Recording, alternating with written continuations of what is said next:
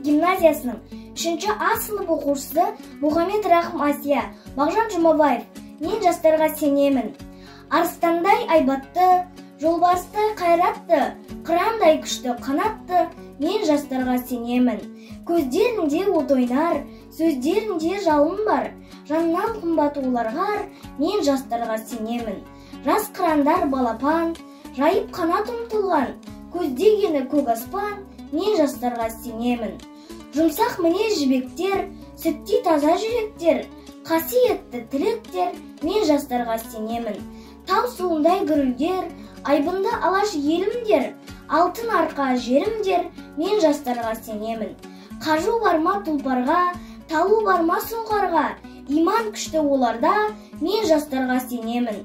Алаш айбынды ұраны, қасиетті құраны, алаштың олар құрбаны, мен жастарға сенемін.